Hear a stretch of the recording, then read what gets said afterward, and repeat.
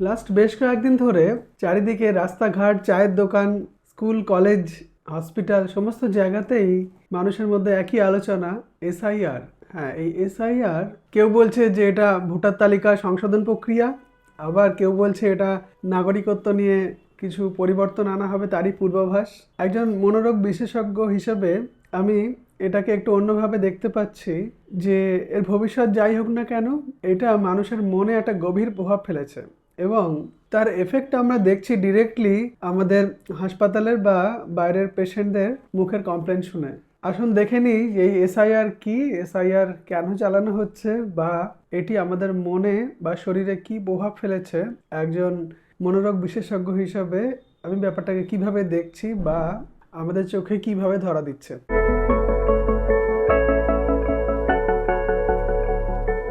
Hello everyone, আমি doctor S K. Zaman, consultant psychiatrist, Calcutta national medical college. SIR হলো special intensive revision. এটি ভারতের যে নির্বাচন কমিশন আছে সেই নির্বাচন কমিশনের একটি প্রক্রিয়া, যেখানে ভোটের আগে ভোটার তালিকা তৈরি করা হয় এবং যারা মারা গেছে বা যারা অবৈধ ভোটার তাদেরকে বাদ দেওয়া হয় এবং যারা নতুন ভোটার তাদেরকে অ্যাড করা হয়, এরকম একটা প্রক্রিয়া। কিন্তু এখানে বেশ কিছু মানুষের নাম লজিক্যাল ডিসক্রিপেন্সিতে বাদ পড়েছে বা লজিক্যাল ডিসক্রিপেন্সিতে ডাকা হয়েছে হিয়ারিংয়ের জন্য, এবং সংখ্যাটা কোটির উপরে। সুতরাং মানুষের মধ্যে একটা বড় উদ্বেগ বা আতঙ্ক ছড়িয়েছে এই লজিক্যাল ডিসক্রিপেন্সির জন্য।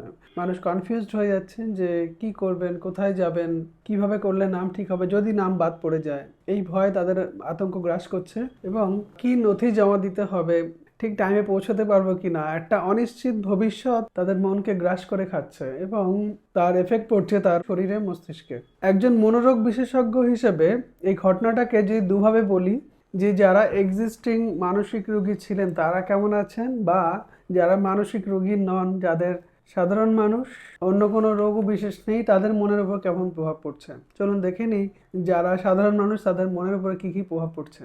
একটা এরকম আতঙ্কজনক ঘটনা যখন ঘটে এবং সেটা সোশ্যাল মিডিয়াতেও স্প্রেড করে এবং মানুষ বিভিন্ন রকম ইনফরমেশন দ্বারা বিভ্রান্ত হন যে কি করব, কি করা উচিত, একটা মানুষের মধ্যে এক্সিস্টেন্সিয়াল ক্রাইসিস তৈরি হয়, যে অস্তিত্বের জন্য সংগ্রাম যেটা বলে, সেরকম একটা পরিস্থিতি তৈরি হয় এবং তার মধ্যে ফাইট ফ্লাইট রেসপন্স শুরু হয়ে যায়। তার জন্য দেখা যায় শরীরে কর্টিজল লেভেল অনেক বেড়ে যায়, হরমোনাল চেঞ্জেস এসে যায়, তার ঘুমের সমস্যা হয়, তিনি খিটখিটে হয়ে যান। এবং পরিবারের একজনের যদি সমস্যা হয়, তিনি তার মানসিক চাপটা বাড়ির লোকের সঙ্গে শেয়ার করেন, তখন বাড়ির লোকও মানসিক চাপের মধ্যে পড়ে যান এবং দেখা যায় যে মানুষের মধ্যে মানসিক অস্থিরতা বা নিদ্রাহীনতা বা মানসিক উদ্বেগ যে জন্ম নিচ্ছে এবং তৈরি হচ্ছে নতুন মানসিক রোগী। পশ্চিমবঙ্গের এসআইআরে বিএলও বা বুথ লেভেল অফিসাররা ভয়ানক মানসিক সংকটে পড়েছেন।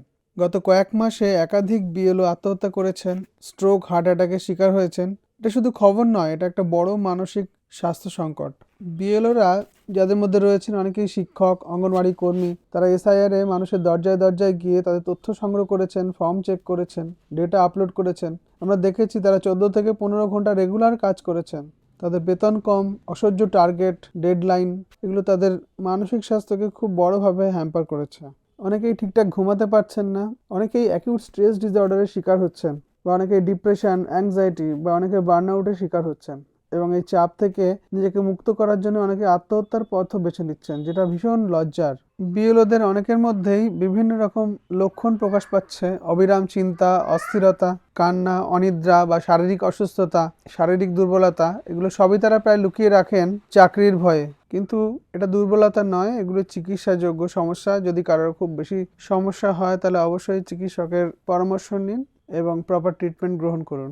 আপনাদের আগের ভিডিওগুলোতে আমি বলেছি যে জিন এনভায়রনমেন্ট ইন্টারাকশন, একটা মানুষ হয়তো তার মানসিক রোগের জিন নিয়ে আছেন, কিন্তু সঠিক পরিবেশ আছে বলে হয়তো তার রোগটা তৈরি হচ্ছে না। যখনই চাপের পরিস্থিতিতে পড়েন তখন তার মানসিক রোগ শুরু হয়। ঠিক তেমনই এখানে বেশ কিছু পেশেন্টের ক্ষেত্রে এই এসআইআরটা কাজ করছে, যারা মানসিকভাবে একটু দুর্বল, যাদের কোপিং স্কিল অনেক কম, যাদের মানিয়ে নেওয়ার ক্ষমতা কম, তাদের ক্ষেত্রে দেখা যাচ্ছে তারা এই চিন্তা করে যে আমার নাম পড়ে যাবে না তো, আমি কি আমার ভবিষ্যৎ কি হবে, এই ভাবনা ভেবে ভেবে দেখা যাচ্ছে যে তিনি হয়তো ডিপ্রেশনের শিকার হচ্ছেন বা অ্যাংজাইটির শিকার হচ্ছেন। এবং ঠিক যেমন আমরা পেশেন্টের থেকে গল্প শুনি যে আমার অমুক সময় আইলা ঝড় হয়েছিল, তারপর থেকে মানসিক রোগ এসে গেছে, বা সেই ভূমিকম্প হয়েছিল তারপর মানসিক রোগ এসে গেছে, বা এই সময় রায়ট হয়েছিল, সেই চিন্তার পর থেকে মানসিক রোগের শিকার আমি। ঠিক তেমনই মনে হচ্ছে এই এসআইআর আতঙ্কটা হয়তো মানুষের মনে ওই রকম কিছুটা প্রভাব ফেলতে যাচ্ছে যে বহু মানসিক রোগীর জন্ম দিচ্ছে, যারা হয়তো পরে রোগ তাদের মধ্যে দেখা দিত,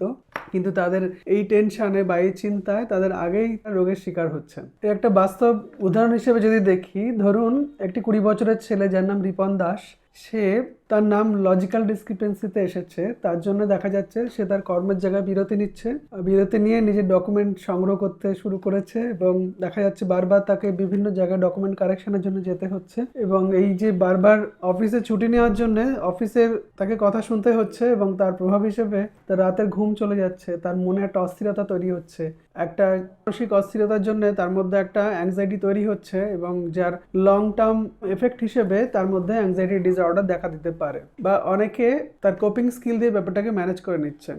আবার একটা উদাহরণ হিসেবে দেখা যায় যে ধরুন হাসিনা বিবি, একজন 60 বছর বয়স। হাসিনা বিবির ক্ষেত্রে দেখা গেল যে তার নামের স্পেলিং মিস্টেকের জন্য তাকে লজিক্যাল ডিসক্রিপেন্সিতে দেখেছে, এবং তার জন্য তিনি এত আতঙ্কিত হয়ে গেলেন যে তিনি আর কাজকর্ম কিছুই করতে পারছেন না, ঠিকঠাক ঘুমাতে পারছেন না, লোকজনের সাথে ঠিকঠাক কমিউনিকেট করছেন না, একটা এক্সিস্টেন্সিয়াল ক্রাইসিস তার মধ্যে শুরু হয়েছে, যেটা বাড়ির লোক বুঝিয়েও তাকে পারছেন না। তো এরকম ঘরে ঘরের এই সমস্যাটা আমরা এখন লক্ষ্য করছি, এবং খুব বাড়াবাড়ি হলে তারা আমাদের কাছে দেখাতে নিয়ে আসছেন, এবং অনেকেই নতুনভাবে মানসিক রোগী তৈরি হচ্ছে। এবার আসি যারা অলরেডি মানসিক রোগে ভুগছেন। হ্যাঁ, আমরা আমাদের হসপিটালে প্রতিদিনই দেখছি যারা অলরেডি মানসিক রোগে ভুগছেন, স্পেশালি যারা অ্যাংজাইটি, ডিপ্রেশন বা ওসিডি রিলেটেড রোগ বা অ্যাংজাইটির স্পেকট্রাম রিলেটেড যে রোগগুলোতে ভুগছেন, তাদের দেখা যাচ্ছে সকলেরই সিমটম বেড়ে যাচ্ছে এই চিন্তা করে।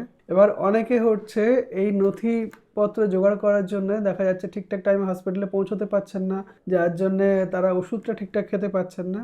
ওষুধ বন্ধ করার জন্য অনেকের ক্ষেত্রে মানসিক রোগ বেড়ে যাচ্ছে। অনেকের ক্ষেত্রে দেখছি ঘুমের ওষুধের মাত্রা অনেক বাড়াতে হচ্ছে, হয়তো রোগটি বাড়েনি কিন্তু তার ঘুম কমে যাচ্ছে এই চিন্তা করে যে কি হবে কি হবে। এবার আসি তাহলে আমরা কিভাবে মোকাবেলা করব এই মানসিক সমস্যা যেটা আমাদের মধ্যে হচ্ছে, সকলের মধ্যে একটা উদ্বেগ তৈরি হয়েছে, এটাকে কিভাবে মোকাবেলা করব। প্রথমেই বলি, সঠিক তথ্য সংগ্রহ করুন, এবং আমাদের নির্বাচন কমিশনের যে ওয়েবসাইট আছে সেই ওয়েবসাইটে গিয়ে সঠিক তথ্যটি আপনি সংগ্রহ করুন, এবং গুজব যে ভিডিও বা যে রিলস যেগুলো ঘুরছে সেগুলো থেকে দূরে থাকুন। দ্বিতীয় পয়েন্টে বলবো যে সীমিত খবর গ্রহণ করুন। হ্যাঁ, অতিরিক্ত খবর যদি আপনি দেখতে থাকেন তাহলে দেখা যায় অনেক বেশি ইনফরমেশনে আসল ইনফরমেশন হারিয়ে যাওয়ার সম্ভাবনা থাকে, এবং মানসিক উদ্বেগ বাড়ার অনেক সম্ভাবনা থাকে। সুতরাং সীমিত ঠিক টাইমে একটা অথেন্টিক চ্যানেলে খবর দেখুন এবং তার থেকে খবর সংগ্রহ করুন। আপনার বন্ধু বা পরিবারের সঙ্গে শেয়ার করুন আপনার মনে যা চিন্তা আসছে, যে অস্থিরতা উদ্বেগ তৈরি হয়েছে, সেটা তাদের সঙ্গে বলুন এবং শেয়ার করুন। শেয়ার করার মাধ্যমে নিজের মানসিক চাপ কমান। আপনি রেগুলার এক্সারসাইজ করুন, রোজ 30 মিনিট করে হাঁটুন, এবং রিল্যাক্সেশন টেকনিক্সগুলি ফলো করুন। আমার চ্যানেলে স্ট্রেস রিলিফ কিভাবে করবেন তার একটি সুন্দর ভিডিও আছে, ওটা আপনারা দেখতে পারেন, কিভাবে আপনার মানসিক স্ট্রেস আপনি কমাতে পারেন। ব্রিদিং এক্সারসাইজ করতে হবে 4 to 4 মেথডে। 4 সেকেন্ড ধরে বুক ফুলিয়ে শ্বাস নিতে হবে, 2 সেকেন্ড পজ, আবার 4 সেকেন্ড ধরে আস্তে আস্তে শ্বাসটা ছাড়তে হবে। এইভাবে ব্রিদিং এক্সারসাইজ করতে হবে। মনোবিজ্ঞান যেটা বলছে, আপনি যদি খুব মানসিক চাপের মধ্যে পড়েন তাহলে এই ব্রিদিং এক্সারসাইজ আপনার ভীষণ হেল্পফুল হয়। 8 থেকে 10টা সেশন যদি 8 থেকে 10 বার যদি এই ব্রিদিং এক্সারসাইজ আপনি করেন তাহলে অনেকটাই মানসিকভাবে রিলিফ বোধ করবেন। এবং ওষুধ ছাড়া কিভাবে ঘুমাবেন এই নিয়ে আমার চ্যানেলে একটি সুন্দর ভিডিও আছে, ওই টেকনিকগুলো আপনারা ফলো করতে পারেন। ফলো করে আপনার লাইফে অ্যাপ্লাই করে আপনার ঘুমের সমস্যা আপনি দূর করতে পারেন। এবং এগুলি করে যদি আপনার সমস্যা থেকেই যে আপনি আতঙ্ক থেকে বেরিয়ে আসতে পারছেন না বা কিছুতেই কন্ট্রোল করতে পারছেন না চিন্তা, তাহলে অবশ্যই প্রফেশনাল হেল্প নিন, এবং আপনার নিকটবর্তী যে নিউরোসাইকিয়াট্রিস্ট ডাক্তারবাবু বসেন তাকে দেখান, তাকে দেখি অ্যাসেসমেন্ট করান যে আপনি কোনো সমস্যায় ভুগছেন কিনা, কোনো রোগে ভুগছেন কিনা। অ্যাসেসমেন্ট করিয়ে তার প্রপার ম্যানেজমেন্ট নিন এবং সুস্থ হয়ে উঠুন। বিএলওরা আমাদের গণতন্ত্রের ভিত্তি, তাদের রক্ষা করা আমাদের দরকার। যদি আপনি বা আপনার পরিচিত কেউ বিএলও হন তাহলে তাকে বলবো আপনি পরিবারের সাথে কথা বলুন, বেশি বেশি করে শেয়ার করুন মনের কথা, মনের কষ্ট। যদি প্রয়োজন পড়ে তাহলে হেল্পলাইন টেলিমানস বা ওয়েস্ট বেঙ্গলের যে হেল্পলাইন, মেন্টাল হেলথ হেল্পলাইন আছে, সেইখানেও যোগাযোগ করতে পারেন। টেলিমানসের নাম্বার 14416।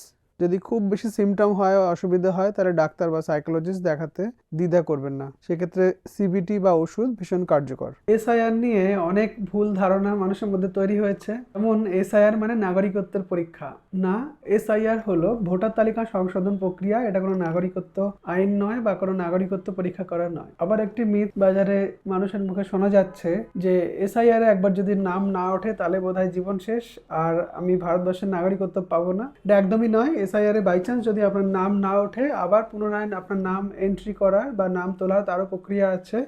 সেটা আপনি পরবর্তী সময় আবার আপনার নাম অ্যাড করতে পারবেন। এই এসআইআর এ একজন সাধারণ মানুষ হিসাবে সবচেয়ে পজিটিভ আমি যেটা লক্ষ্য করছি বা আমার দৃষ্টিভঙ্গি থেকে আমি যেটা দেখছি, যে সকলের ডকুমেন্টে যাদের ভুল ভ্রান্তি আছে সেগুলি এই এসআইআর এর মাধ্যমে যদি আমাদের সব কারেকশন হয়ে যায় তাহলে সেটা অনেক বড় এবং ভালো ব্যাপার। সুতরাং এসআইআর এর এই যে কষ্ট, এই ভোগান্তিটাকে আমরা নেগেটিভ ভাবে না দেখে পজিটিভ ভাবেই দেখি, যে আমাদের পরবর্তী প্রজন্মের জন্য এবং নিজেদের জন্য আমরা আমাদের ডকুমেন্টগুলোকে ঠিকঠাক করে নিচ্ছি। এরপরে আর ডকুমেন্টের ভুল আশা করি আমাদের আর থাকবে না। সুতরাং ভুল ধারণার মধ্যে আপনারা না থেকে আপনারা সঠিক ইনফরমেশন গ্রহণ করুন। যদি অনেক বেশি সমস্যা হয় তাহলে প্রফেশনাল হেল্প নিন, একজন মনোরোগ বিশেষজ্ঞের পরামর্শ নিন। আপনারা সবাই ভালো থাকুন। আমার ভিডিওটা আপনারা বেশি বেশি করে শেয়ার করুন যাতে মানুষ মানসিক রোগ সম্পর্কে বেশি বেশি করে জানতে পারে, শিখতে পারে। আমার ভিডিওটি ভালো লাগলে লাইক করুন, আমার চ্যানেল মনে করে থাকে সাবস্ক্রাইব করুন। Thank you so much.